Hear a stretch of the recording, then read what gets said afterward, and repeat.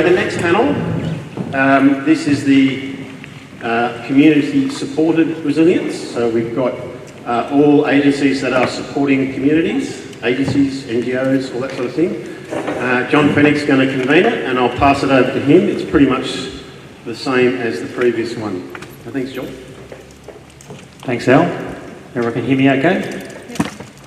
Okay, excellent. Let me just take 1 minute, or 30 seconds actually, just to give a shout out to Alistair on behalf of Vindies, but I think also on behalf of the community.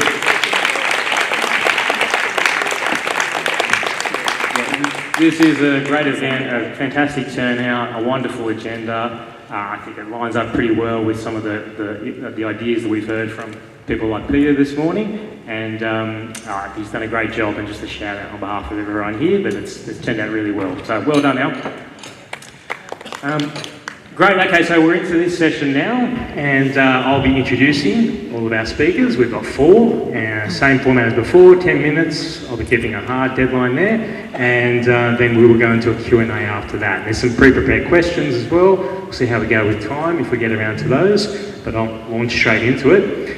Our first presenters are from the New South Wales Rural Fire Service. We've got Josh Gregory, who's the Shoalhaven District Coordinator, and Matthew Reeves as well, who's also the Shoalhaven District Coordinator. Is that right?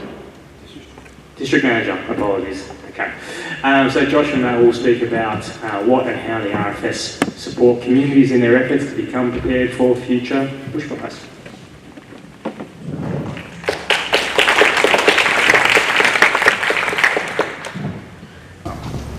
Well, As has already done the introductions, and Matthew, our District Manager from the Shoalhaven. To live bushfire ready.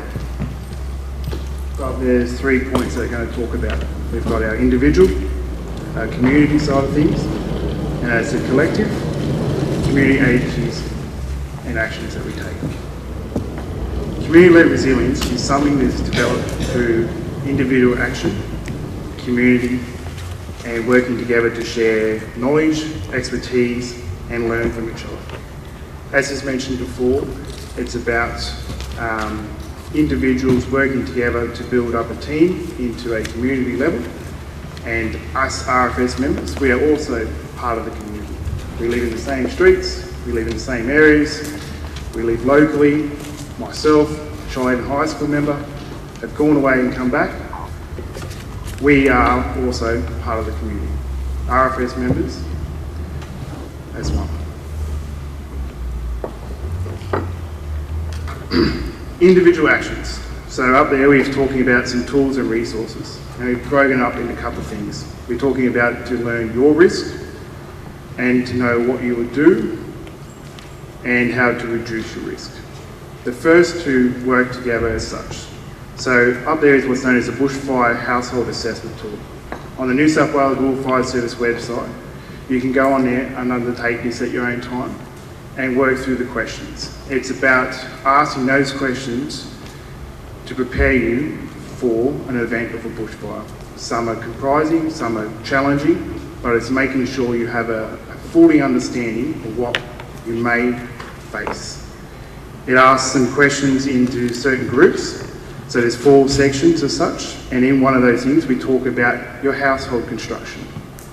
We talk about how the personal capacity, what is your limitations? What are you comfortable to do? What do you have?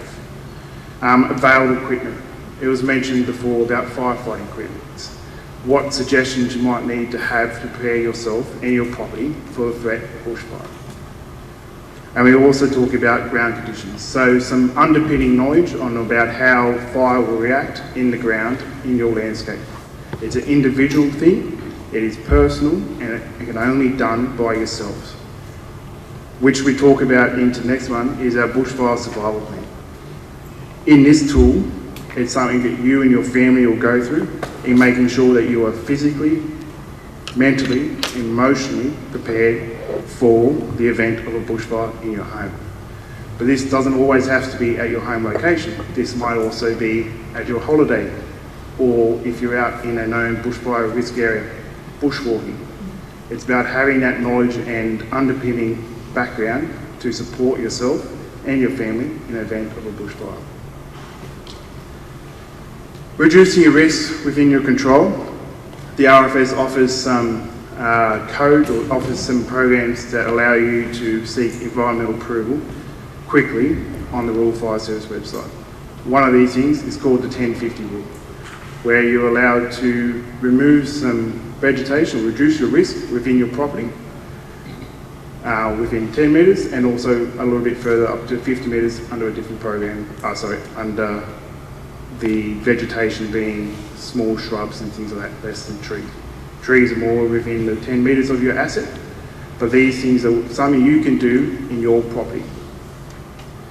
Another code that's been recently done is the rural boundary clearing tool, which talks more of the rural zoned lands, those on larger farms and things like that, about reducing risk. You can have an ability to move vegetation along your property fence up to 25 metres. We don't say that has to be the answer, it's a minimum, but it's about working together with your neighbours and in your community if you wish to reduce some fire risk within your property.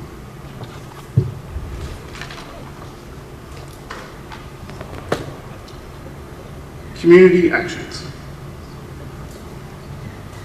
Collaborative and identify vulnerable peoples. As has been mentioned before, it is imperative to get out and talk to our neighbours, to learn who is on our street, to understand who has strengths, who has shortfalls, and what we can do together. Some people might have equipment that allows them to do heavy plant machinery kind of things, whereas others might not have those skills.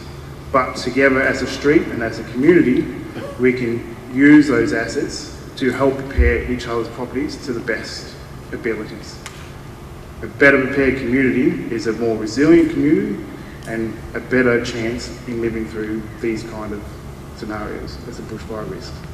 As the motto says, to live bushfire ready. Agencies. Sharing this information with the community groups is about sharing that knowledge.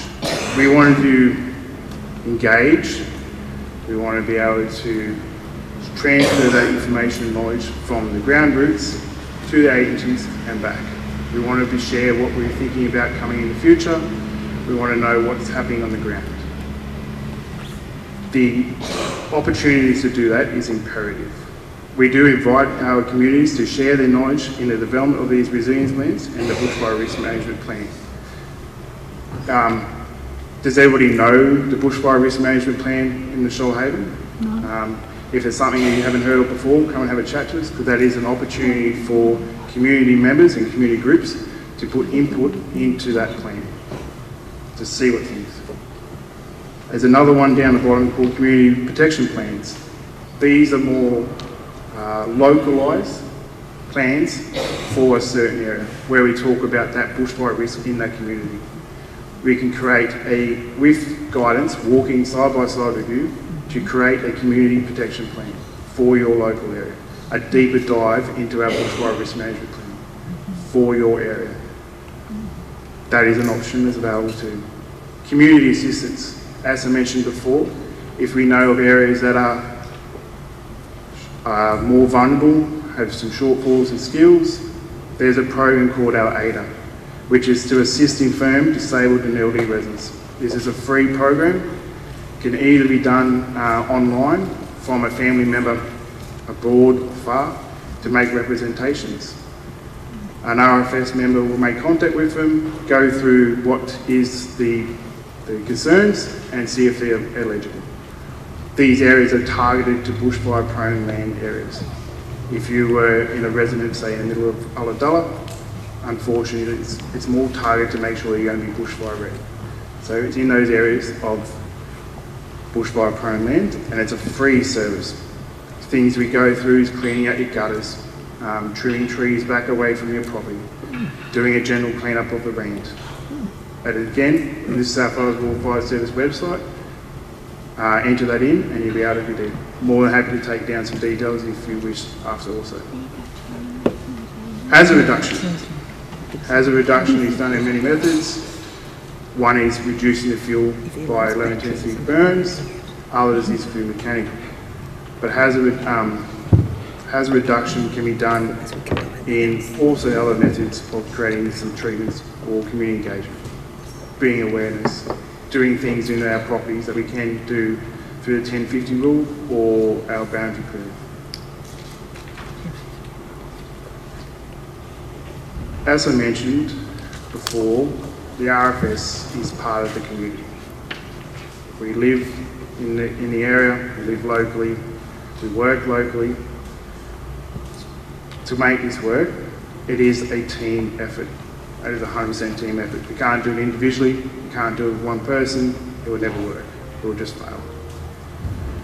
To work together as an individual, as a community, and as this organisation, the RFS, we'll be able to have a better understanding of how to improve the resilience, to know where we need to target the work, be it the My Fire Plan, be it the assessment tool for your property. Wherever that shortfall is, there is programs that we can implement and help build up your knowledge, build up your confidence to be able to live fire ready. There's some information regarding contacting us. The local fire control centre is up in now. We talked about before the Hazards Near Me app. For those that are not aware, Fires Near Me application has transferred to the Hazards Near Me app. Smartphones and those things can download those to get those information. So, thank you very much for your time and patience. As you said, we're happy to take any questions after. Thank you. Thank you, Josh.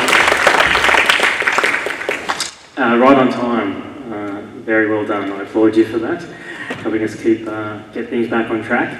That was very, very interesting. A couple of points I noted there about the Shoalhaven Emergency Management Plan, which was a good opportunity for community members to provide some input into that, take advantage of it today.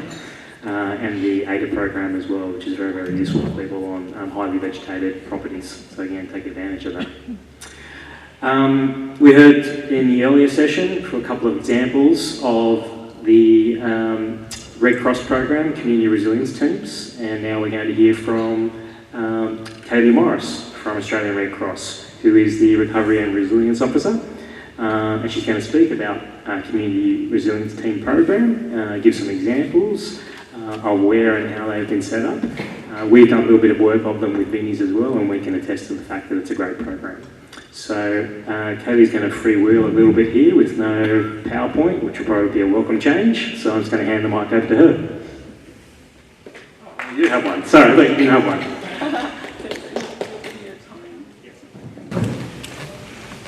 Hi everyone. It's so good to see so many familiar faces.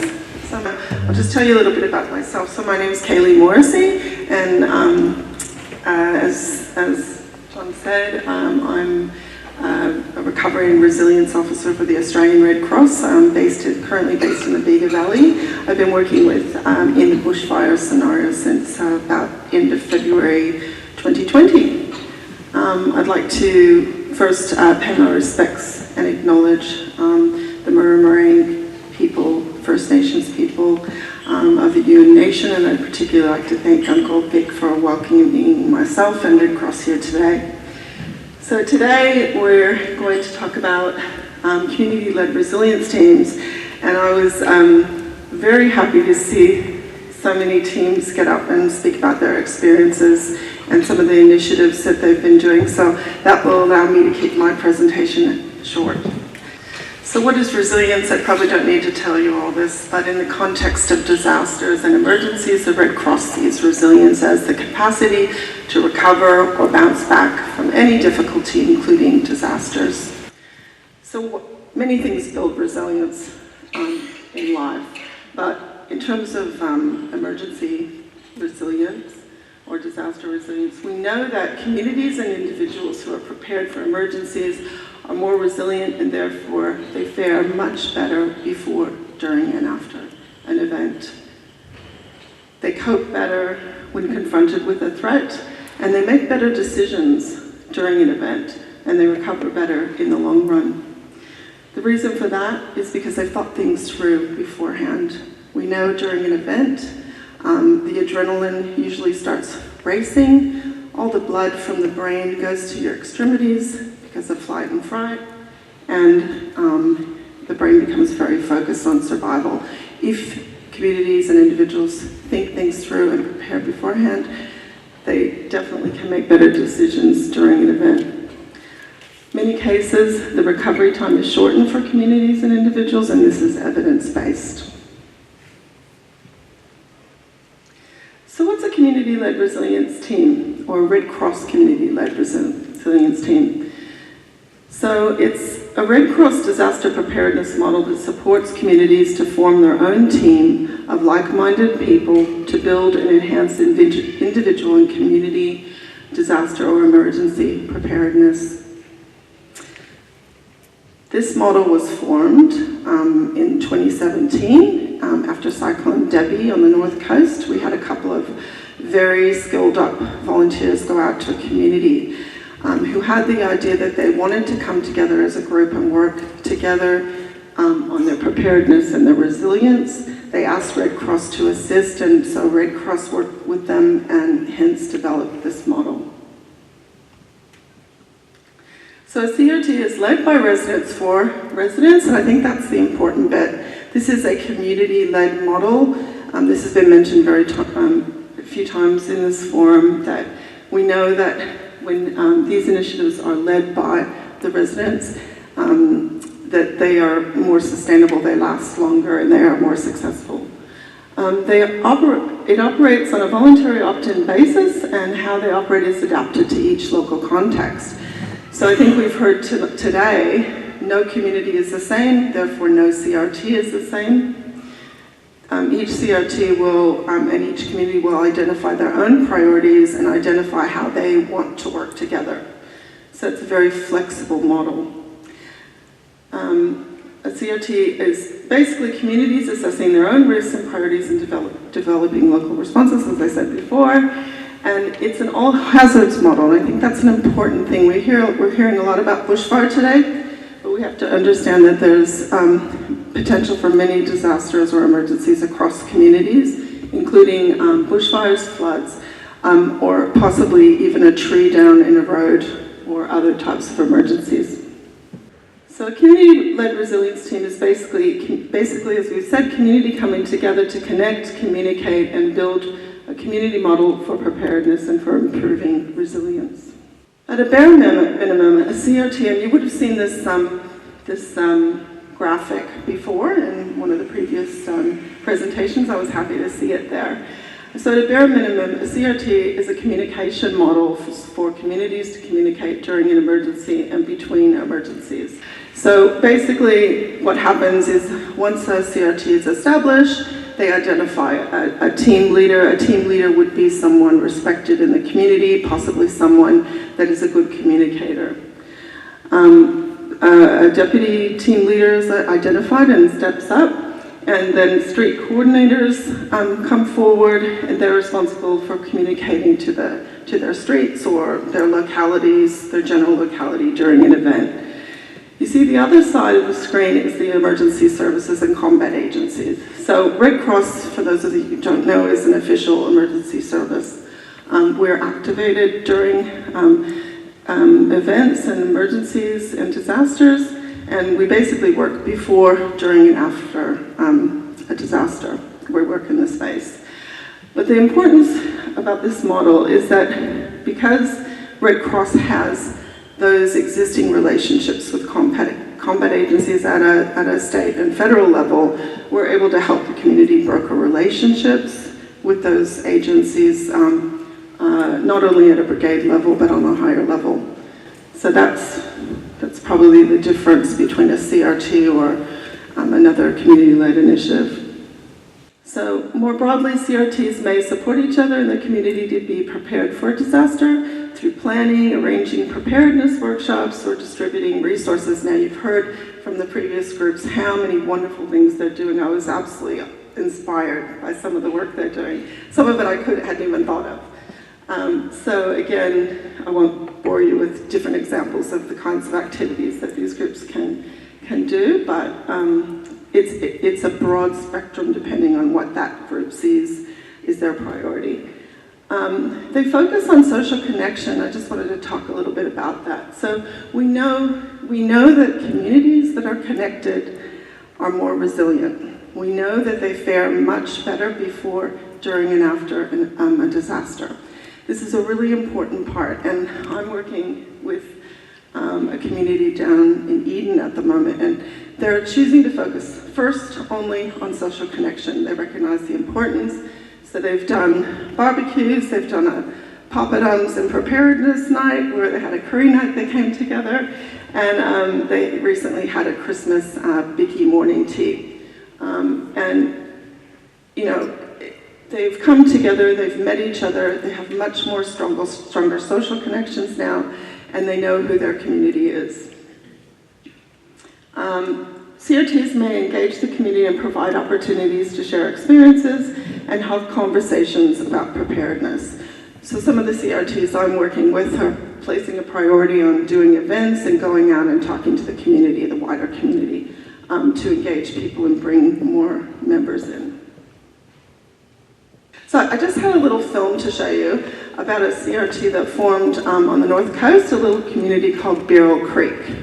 Beryl Creek is a very isolated community surrounded by rainforest. And they often get flood events, and they're often flooded out of their community in their homes and on their properties for long periods of time. We have a community of around, less than 200 people.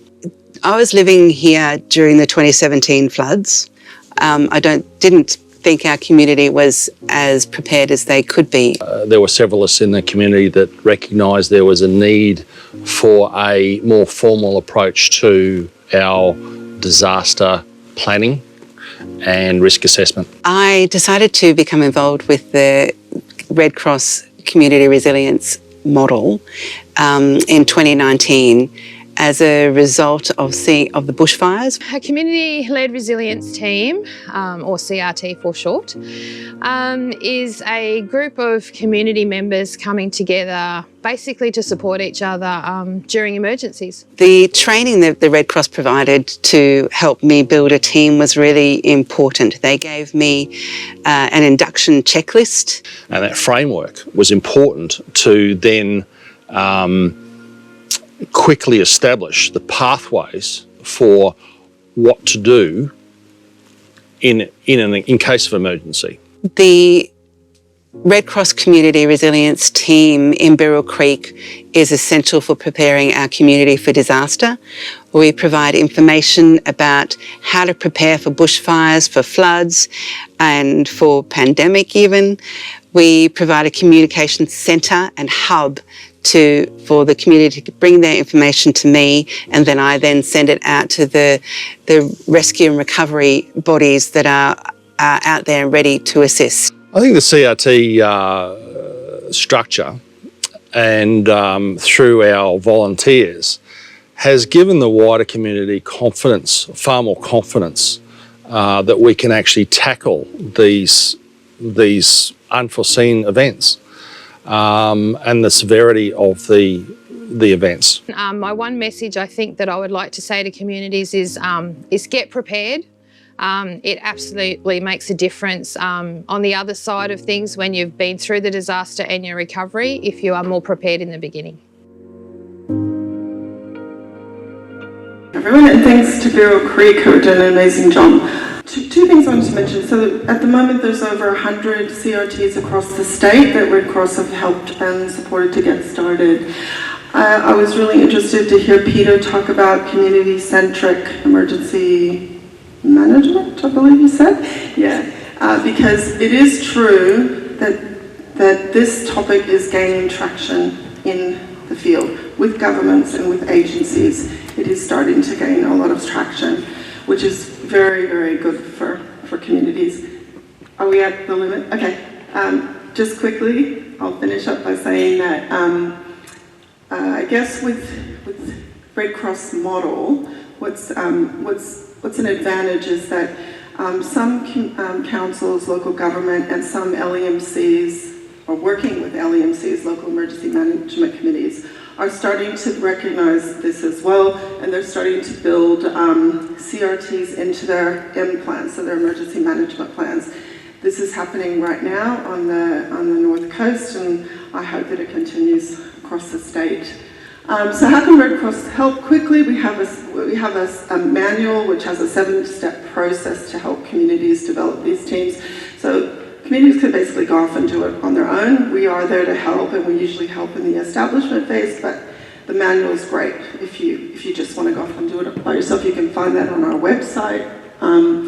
We can support the group, as I said, in the establishment phase. We can link you to other agencies and resources. We can deliver preparedness workshops for you, and we can use our connections across all sectors to come in and help and support the group. So thank you, everyone. Thank you.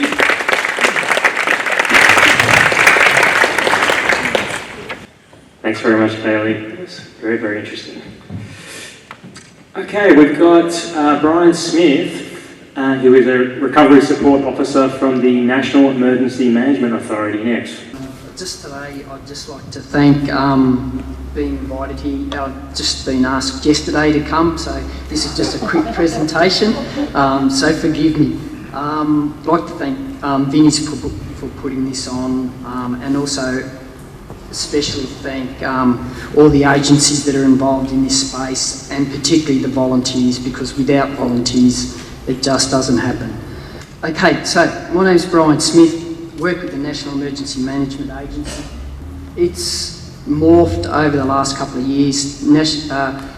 We were first established in May 2020 as the National Bushfire Recovery Agency, then joined with the National Drought and North Queensland Flood Response Recovery Agency,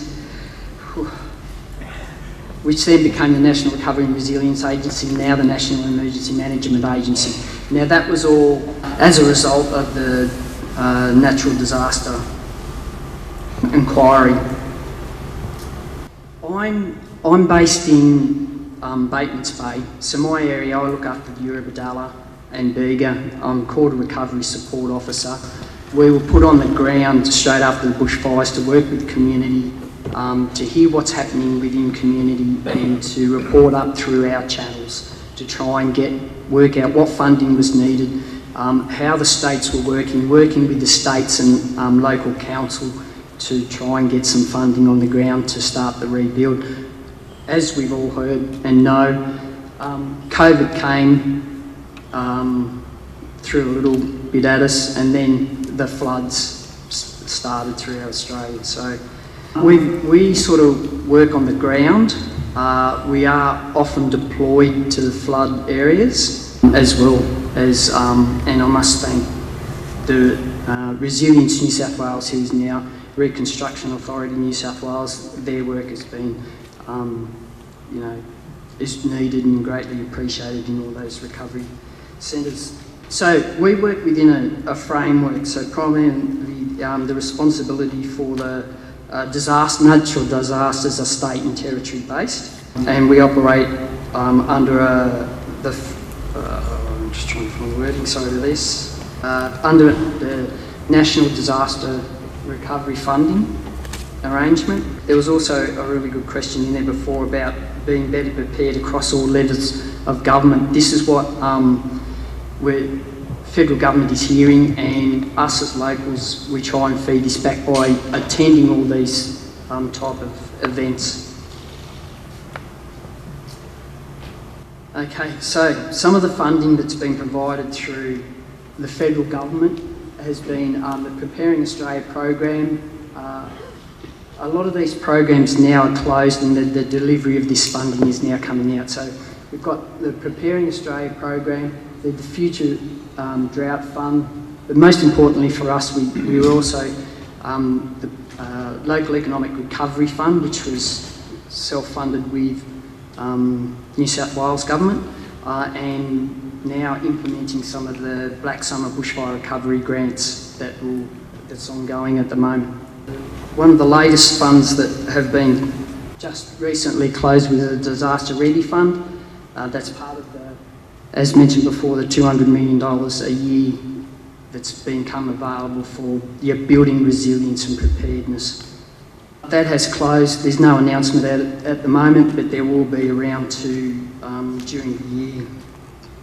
So I suppose part of our brief is to help communities in times of emergencies, and that's mainly now the funding is looking at preparing for future disasters. We work closely with communities, as in providing funding for like the Red Cross CRT program or assisting with the delivery in that. We also have worked with community to build plans that revolve around asset protection and those types of things. Okay, so as a recovery support officer, this map is available on our website. It just shows who are the local ones that are similar to me that are in particular areas. As I said, I cover Eurobodalla and Bega, so you can flick onto those maps and they'll give you the contact details for your area. My boss is actually the one responsible for here, and so he looks after. My last point. Okay, so if you jump onto our website, this is some of the detail that you can get from us. Well, the disasters we assist. It also gives you a list of the Black Summer Bushfire recovery funding that's been put out there, so you can have a look at sort of what other areas are being funded. I know it's very difficult for communities when applying for funding. A lot of it's left up to volunteers. It's the skills of the volunteers a lot of the time that have prepared the grant applications and therefore the successes wrapped around that. So that issue has been identified, and federal government is sort of working towards how can we work with communities to understand what community needs are, and then provide them with the resources to be able to get that funding in so communities can implement what communities need. And again, that's all through consultation. So government is listening, federal government is listening. I can't really talk on behalf of state government, but state government still, yeah, we've all heard what the needs are within community.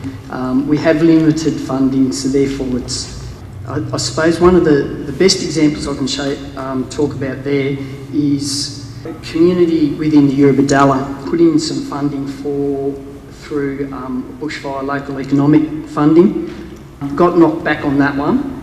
Had a look then across the valleys, got together with some other communities, and through the Black Summer Bushfire Recovery Grant, they were able to get some funding because they all worked together, saw the resources that each community had, pulled them all together, and then they were successful in receiving one of those grants. So I suppose that's how communities can work together, albeit very localised, but and then that's an opportunity that they've been able to get some funding to rebuild a lot of their assets that they lost in the Black Summer Bushfire recovery. So that's me. So. Thanks, Ryan. Yeah, just a quick little point. I know some of that can probably seem quite far away at times for you guys down here. You know, we've been working with those various bodies for quite a number of years now. Just a reflection that it is good to see that the federal government has sort of acknowledged that now it's an all hazards approach, and we heard that come through a couple of presentations earlier. It's not just bushfires, it's not just floods, it's all of these things, and I think that's reflected now in the new naming of the organisation, which it might mean it would be a small thing, but it does sort of reflect a bit of a shifting mindset, I think, that sort of Peter was talking about this morning, so that's encouraging. Well, last but definitely not least, we've got Webby, who's a local. This is Greg Webb, owner-builder from the Conjola area. I'm really looking forward to this myself. No, I wouldn't, Boo. No, you've got the gift of the gab as well. So this is great because Webby describes himself as being on a journey of post-traumatic growth. I think it's a wonderful idea, and it's one that we've sort of come across before ourselves, and we can often focus too much on all the trauma and the stress that we've gone through, and we do need to acknowledge that and deal with those. But we're talking about resilience, and you do come out of a lot of these things with extra skills and resilience and experience, and he's kind of summarised that as post-traumatic growth. So where he is, he's on this journey. He lost his home in the fires at Kalami on Conjola Lake, and he's taken it upon himself to build back better using the Fortis house design, which we'll talk about today, for those who haven't touched upon it yet. Using those principles, and he's rebuilding a home that is bow flame zone rated, and he's going to share that journey. Thanks, Webby. Thank you, John. Wow, what a gracious introduction. Just before I start, some of the images in my presentation may be a bit upsetting to you if you like.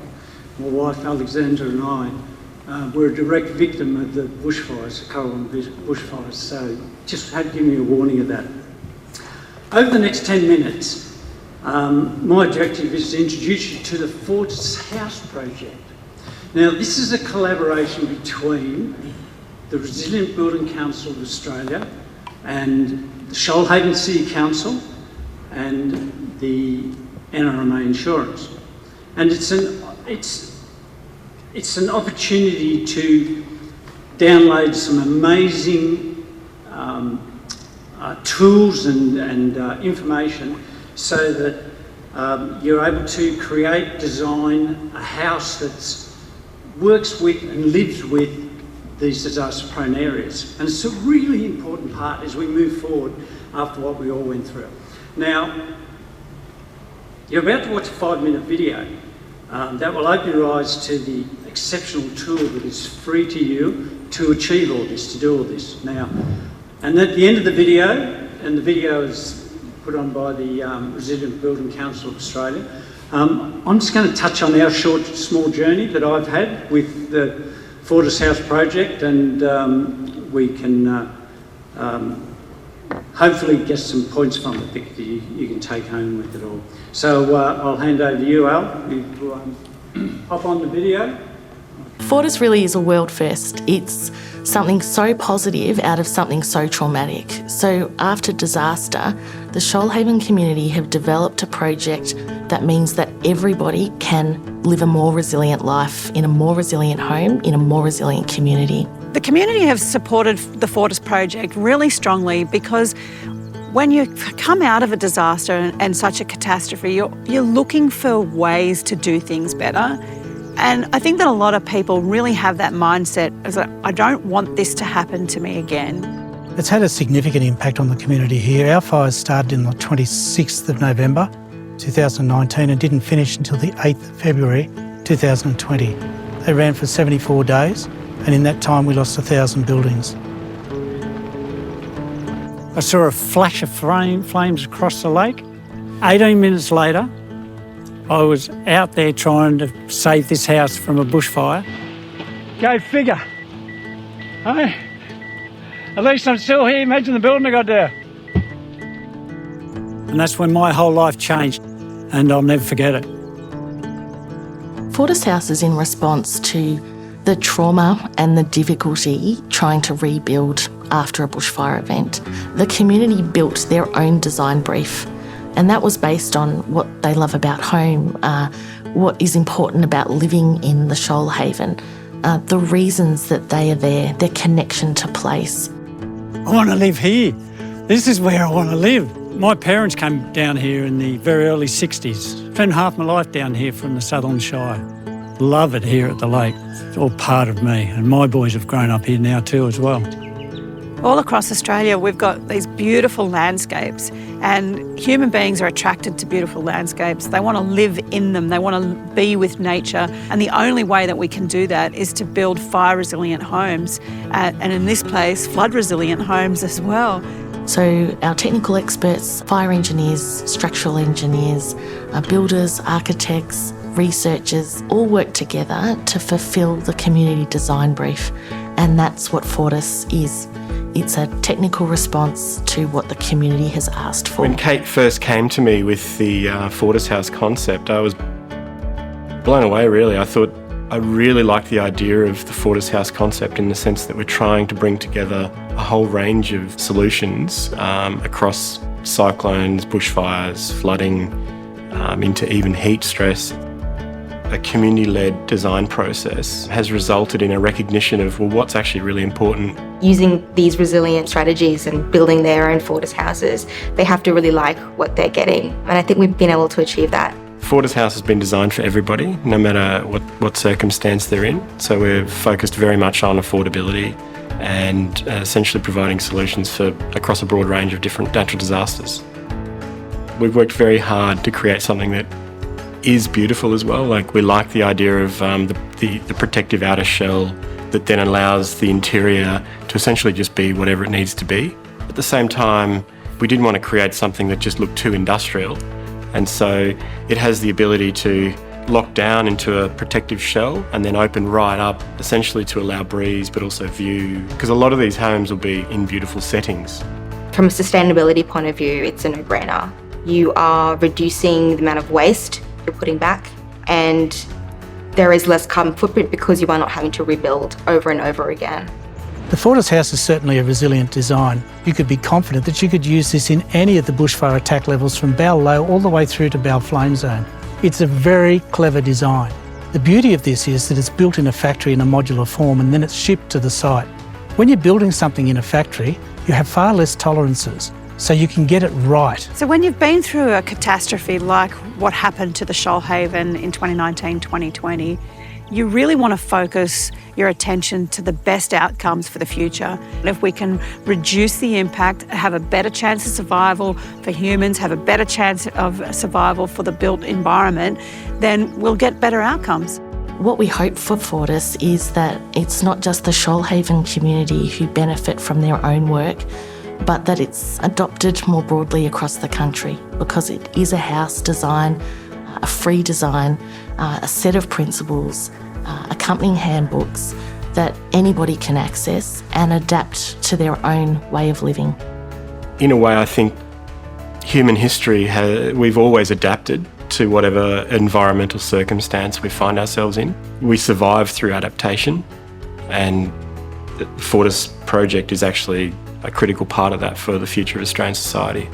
Fortis House is the future because it's ready for it. The thing that excites me the most about Fortis is it is a gift from a community that went through bushfires and suffered, and their response has been total generosity. So they have helped design something for themselves, for their community and for the country. It means that Fortis House has been designed by the people, for the people.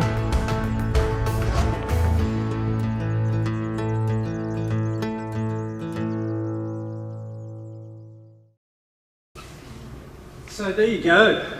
There you go. Now, thanks.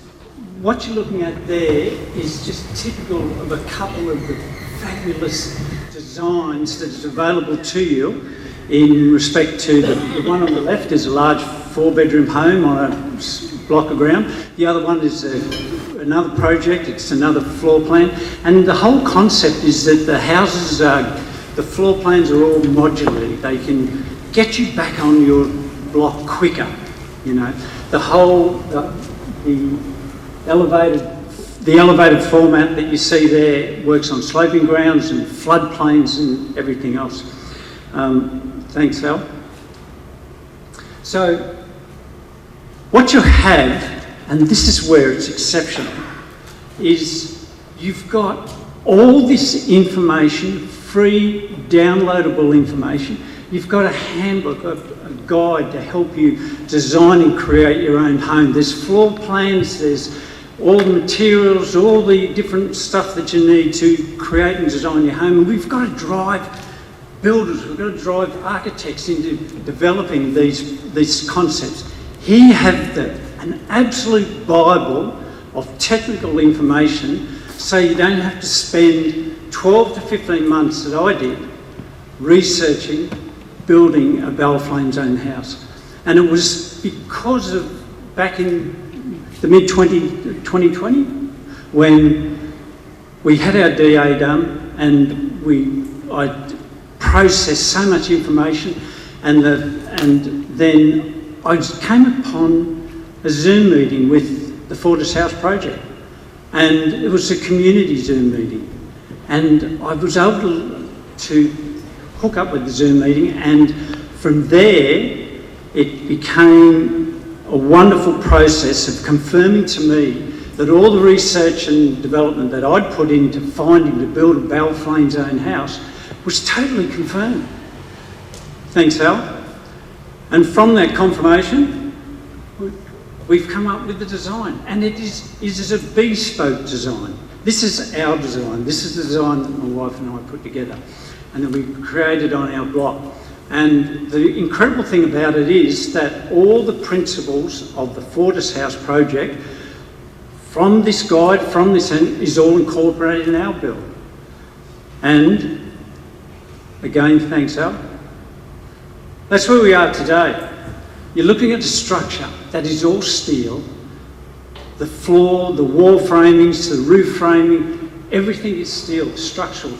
That building there is going to be clad in a totally non-combustible fire wrap.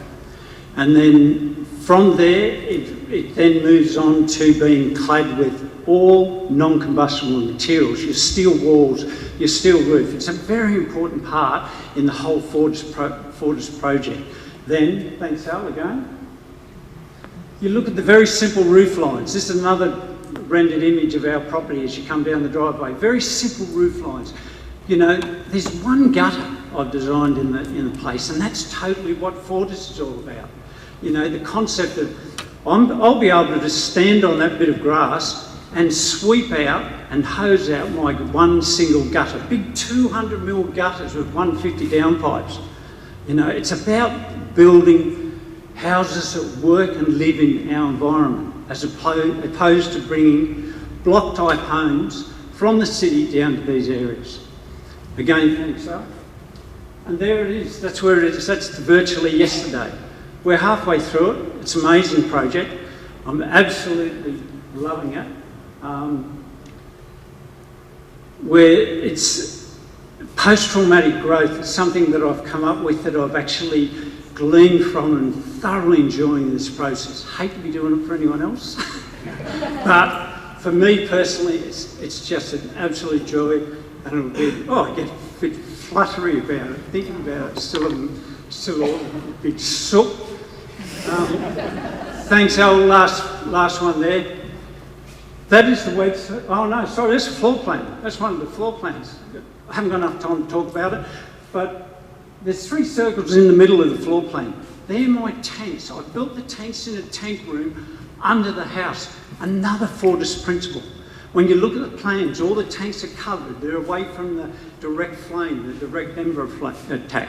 So our tanks are inside our house, and again, this is where it just confirms everything that I've researched is working for us and our family moving forward. Thanks, Al.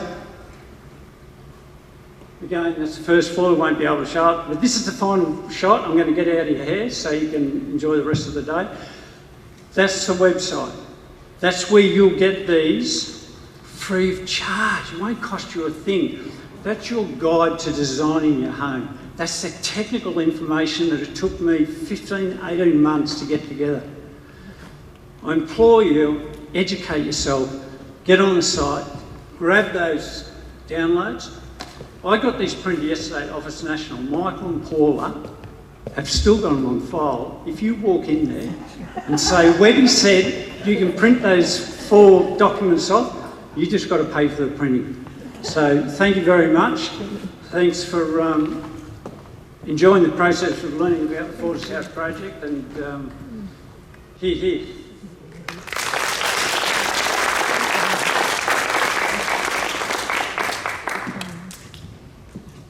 Thanks very much. Thanks very much, Webby. His passion is obviously, it's obvious for everyone to see, and it's quite infectious. So thanks for sharing that great presentation, Webby. And the house looks great. Yeah, invite me down sometime, please. Peter, you joining us? Thank you. So we've got some time for a Q&A now as well. And I'm going to start with the first question to the panel, and then from there we'll just open it up and see how the room is feeling. But my first question, and it's to everyone on the panel, so feel free to answer individually, it's a simple one. Do you think we're better prepared for a future natural disaster than we were before?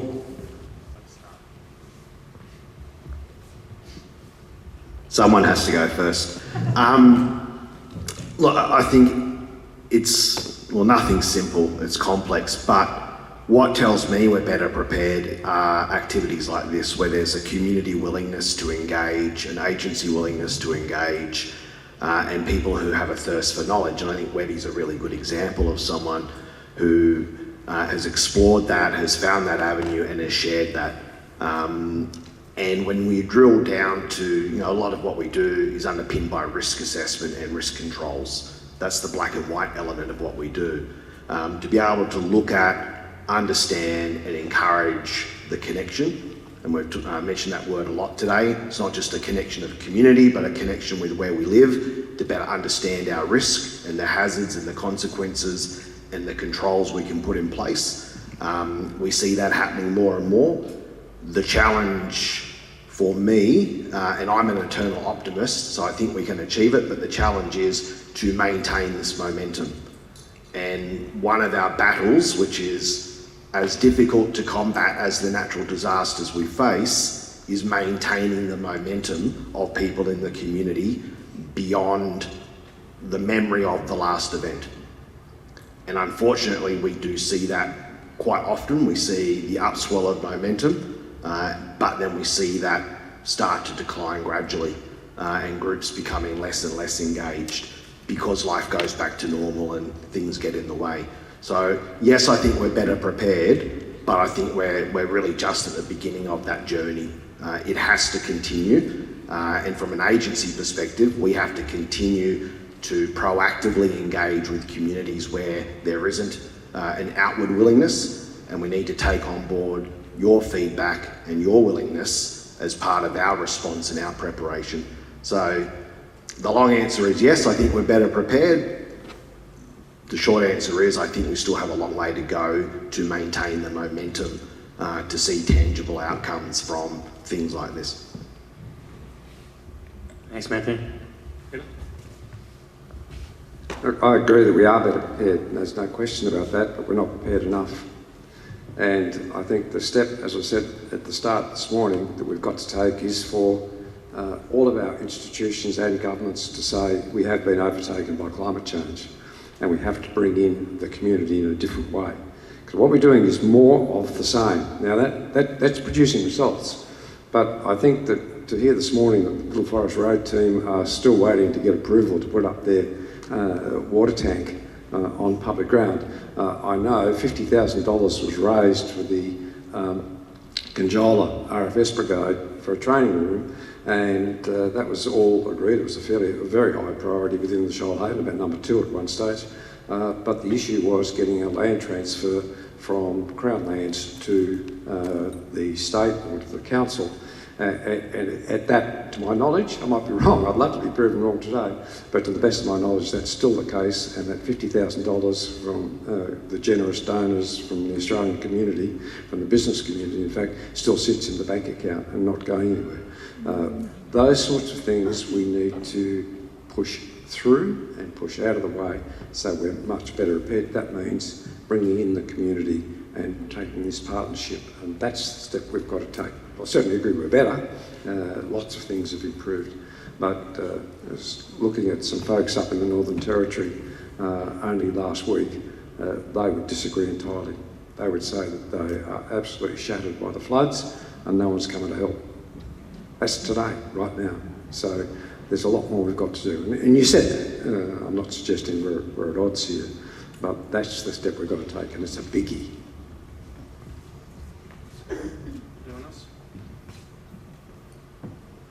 Speak now, forever hold your peace. Okay, over to the floor, please. Who would like to ask a question? With the roving mics again.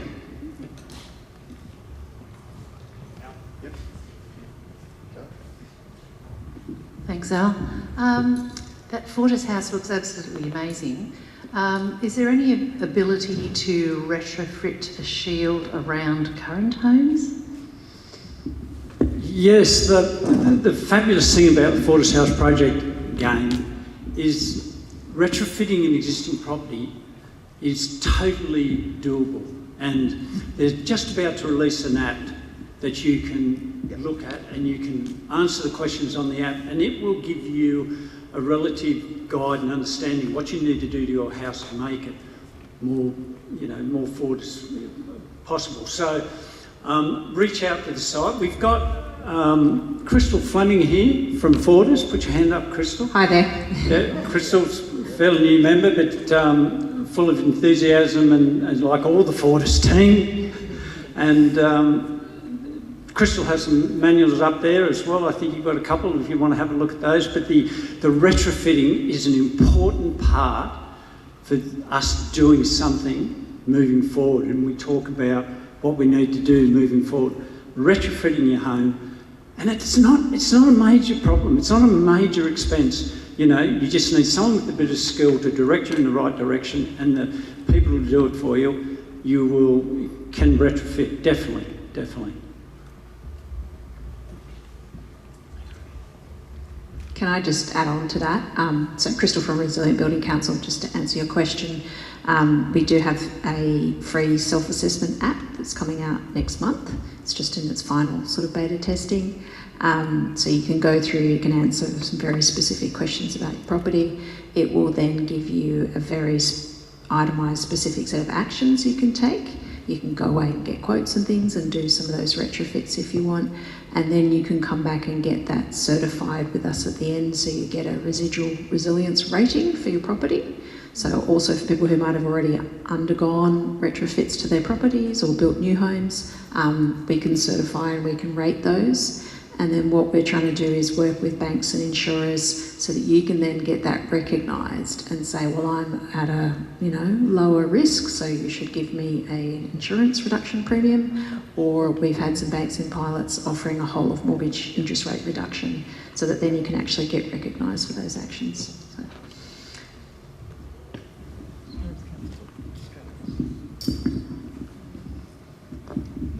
I'm just going to pick up on that, what we were just discussing. Our property went through the pilot phase of this BBC app, and we were quite stunned to put it through and answer all of the questions.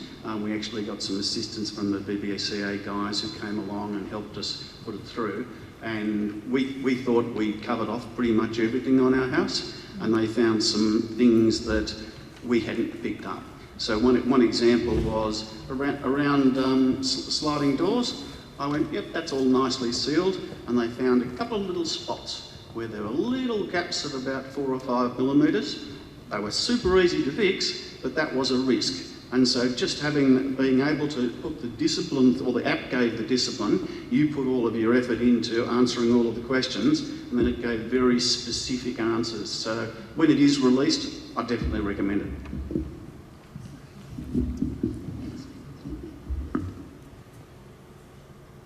More questions? We've still got time. Yeah. There was a couple of questions that were submitted when people booked their tickets, and one of them was, in particular interest, was the question was, when the Fires Near Me or the Hazards app and the communication goes out and we can't track where the fire is, how are we going to know when to evacuate? That was one question that came in, and the other one was sort of related to that, was around when firefighters from outside the area get seconded to come into the area, what sort of knowledge are they given of the local area? So perhaps the guys from RFS might be able to talk about that. So I'll answer them in reverse order because the second one's fairly straightforward. So out of the bushfire inquiry, there was a mandate that the RFS establish local knowledge guides for fire crews coming in from out of area.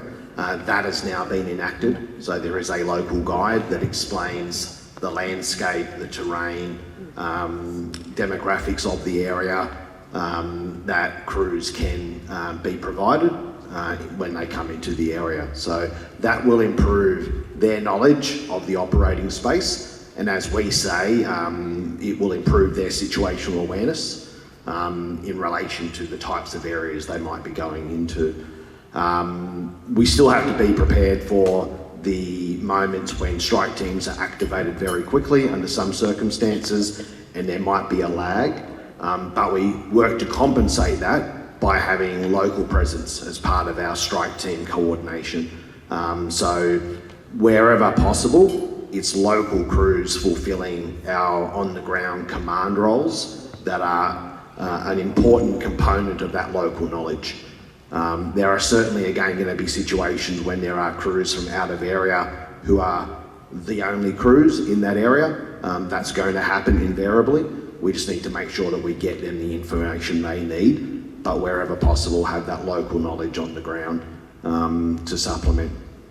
The second question around the mapping, well, it is a challenge. So the Fires Near Me or Hazards Near Me app, which shows you mapping of the fire, the reality is it's never going to be real time. It's impossible. Unless we had a plane flying over a fire, which we do often multiple times a day, scanning it, downloading it, uploading it to the system, it's never going to happen as quickly as what a fire can move. So to me, that's, I guess, part of understanding what we need to do to be more resilient, and that is what are the limitations of the systems and the information. Because once we know there are limitations, we can develop in our plans a bit of wriggle room. There are going to be situations or fires where the mapping is, relatively up to date, because it's not super dynamic. It's, as we often say, we're the only gig in town, so we might be the only fire of significance, so we have all of the resources to our disposal.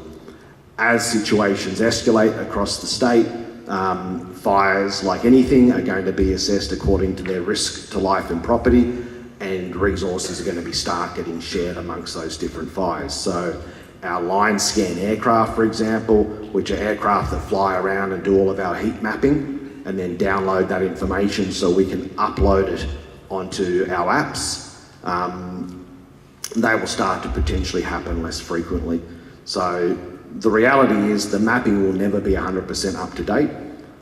How do we try and compensate for that? Well, that's where our work with engaging with our communities to understand those limitations, to better understand and connect to the landscape and the terrain that you're in, to gain a greater understanding of how fire behaves, will give you greater skills and greater knowledge to say, this map was done at this time, it's now this time, it's more, under the prevailing conditions, it's now likely that perhaps some of my triggers in my plan have now been enacted, and I need to enact what I've thought through that process, I need to start enacting that.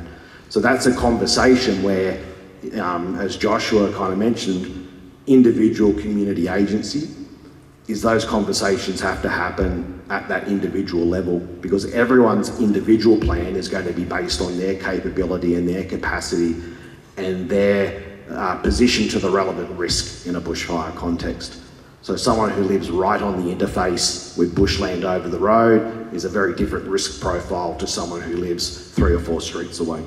And the timeframes for decisions will be different, all of those factors. So they're the one-on-one conversations that we, our brigades and our service, like to have with people where we can, and basically get on the ground, walk around, walk through the likely scenarios, not just focused on that micro view of where you live, but focused on the broader community risk. So, our plans have to involve not just the threat to us at our property, but what could happen kilometres away that affect my safe egress out of that area. There's a lot that goes to it. So we like to bring that experience and that expertise and that knowledge to share, but ultimately individuals have to develop their plan, because on the day it's you and your capacity and your ability to deal with that situation. So we can't create the plan for you, we can only try and give you the inputs. And one of those is understanding, back to the mapping question, it will never be real time. It's simply not possible. So we just have to work the best we can. We have at different levels, so if we look at our advice level, our watch and act level, and our emergency warning level, we have standards that we work to maintain on updating information through our system that will then push out. So at the lowest level of advice, fires or our situation reports in our system, and therefore the app, may only be updated twice a day because there's little to no risk. It's not very dynamic. It's at advice warning. Therefore the information flow more broadly isn't as critical.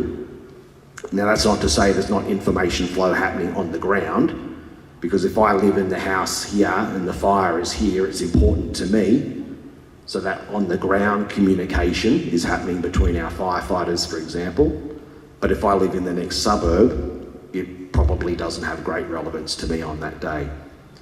As we move to watch and act, when fires become more dynamic and have the risk of growing more quickly, well then of course not only is it of relevance to that property, but it's going to be more relevant to the next community because the fire has potential to spread to that area. Therefore, our updates are more frequent. And then if we move to emergency warning, then every 30 minutes we endeavour to update information in the system. That's not necessarily updated mapping, but it's updated information on fire position or verbalising where fires are. So it's approaching this road at this location, moving in that direction. So it gives you an idea of where the fire is currently at the time that it's stamped and where it might be in the next 30 minutes or hour or whatever the case may be. So there's a combination, not just the spatial mapping, but the words we use, the descriptions we provide, the on-the-ground knowledge. It's all of those things that have to come together to formulate a picture. No one single item of information. And that's no different for us as combat agencies. We never rely on just one single piece of information. To formulate intelligence, we need hundreds or thousands of bits of those information to formulate a full picture. So again, the discussion, if we go back to our bushfire survival planning, is there the discussions that we have with people, and often people say, right, I didn't think of that. I was just pinning all of my plans on that map or pinning all my plans on this element, but it has to be a collective. And then it's got to have a redundancy. What if that fails? What if the system fails? What is my redundancy? So that's that individual planning phase that we like to have that conversation. So again, I'm not good at giving short answers because it's a complex operating environment, but more than happy to go through and sit down and explore all of those things with anyone that's putting together or revising their bushfire survival plan, so you can consider all of those elements and all of the individual bits of information that we need to formulate a clearer picture of the situation. Thanks, Matthew. We've got one more question down the back, and yep. Thank you. Cole Cheatham from the Narrandilla Community Association. We're a small community along the Bendalong Road, and there's only probably a dozen or so houses involved, properties. We were severely impacted by the fire. We've lost houses. We almost lost 2 lives. Those are familiar with Alex and June Frew. And we lost other items and, sheds and fencing and landscaping. We are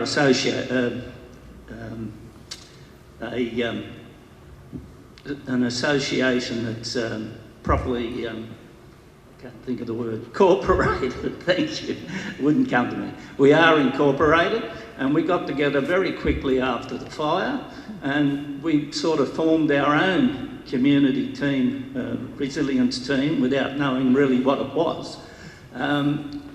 We decided that what we needed was communications. We had no communications amongst our members in the valley, so we needed some sort of walkie-talkies to be able to communicate.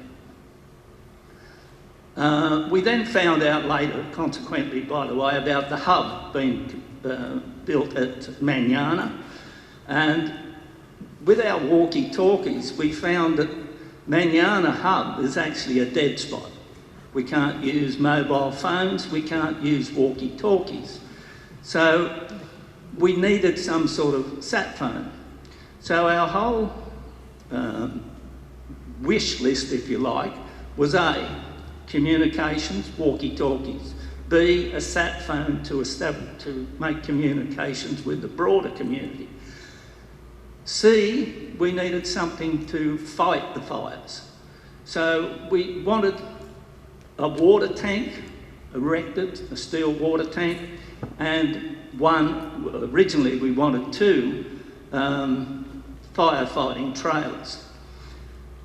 I personally bought one and I'm quite willing to share it amongst our community, and one of our other members has installed one on the back of a utility, and he's also sharing. My real question is to Mr. Smith. We've tried to raise funds to do this.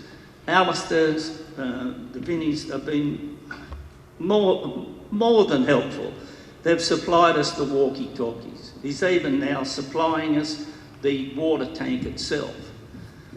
But we still need some funding, and we're not asking millions of dollars. We're asking for probably about $20,000 for the sat phone, the trailer, and a shed to install it in. Every time we try to raise funds or apply for funds, we get the answer, you are on private property, not community property, you don't qualify. Is there any scheme, any other funds available that we can access as being a very concerned little community, but all private property? We've got no tennis courts, we've got no shops, we've got no, community hall or anything like that. It's all private property. So, please.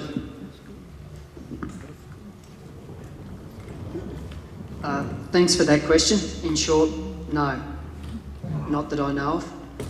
But what I will do is I can have a chat with you after this, and you'll get my contact details and I can follow it up for you. Thanks, Brian. Thanks, Cole. Obviously, thank you everyone who's been on the panel. Thank you for your time. Really appreciated your experience that you shared with us. So, yeah, thank you.